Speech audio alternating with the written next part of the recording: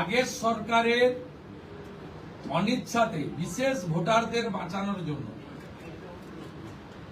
অভারতীয় অবৈধ অনুপ্রবেশকারীদের বাঁচানোর জন্য তারা ভূমি দপ্তরকে কাজ করতে দেয়নি এবং মহামান্য কলকাতা হাইকোর্টের নির্দেশও অমান্য করা হয়েছে, যেটা কোনো সরকার করতে পারে না।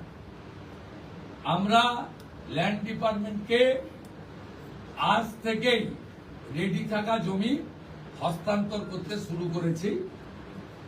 আমার কাছে যেটুকু আমি এলওপি হিসেবে খবর রেখেছিলাম, 90% জমি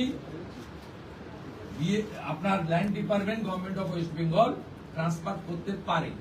এক্সাক্ট সংখ্যাটা মুখ্যমন্ত্রীকে অনেক কিছু ভেবে বলতে হয়, যেটা বলতে হয় তার অথেন্টিকিটি যেন থাকে, তার যেন পূর্ণ সত্যতা ইত্যাদি থাকে, এটা করেই বলতে হয়। তাই এইভাবে আগের সরকারের মতো আলপটকা প্রশ্ন উত্তরে বর্তমান মুখ্যমন্ত্রী বা তার कैबिनेट যাবে।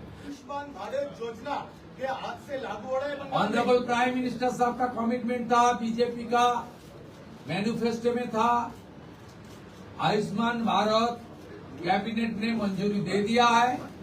बाकी हेल्थ डिपार्टमेंट, सेंट्रल गवर्नमेंट का हेल्थ डिपार्टमेंट के साथ एग्रीमेंट और दूसरे तरीके जो प्रक्रिया करना चाहिए वो प्रक्रिया आज से शुरू हो जाएगी।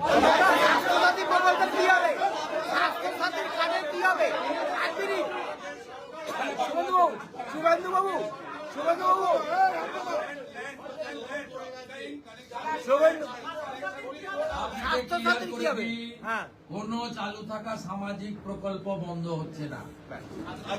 কোন সামাজিক চালু থাকা প্রকল্প, এটা আমরা আমাদের কর্মসূচি মানে প্রচারকালীনও বলেছি। কোন চালু থাকা সামাজিক প্রকল্প সে 30 বছর আগের হতে পারে, 10 বছর আগের হতে পারে, কোন সামাজিক প্রকল্প আমরা বন্ধ করছি না। আমরা পেপারলেস অফিসও করব।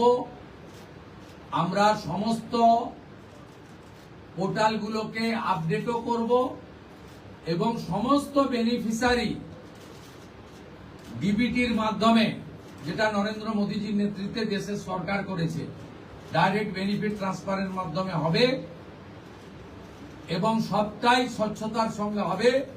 আপনার প্রশ্নের উত্তরে আমি পরিষ্কার বলে দিই, যে স্কিমটার কথা আপনি বলেছেন, আমি শুধু ওই স্কিমটা নয়, চালু থাকা কোন সামাজিক কল্যাণকর কর্মসূচি বন্ধ এই সরকার করছে না, কিন্তু ট্রান্সপারেন্ট স্বচ্ছতার সঙ্গে সেগুলো হবে।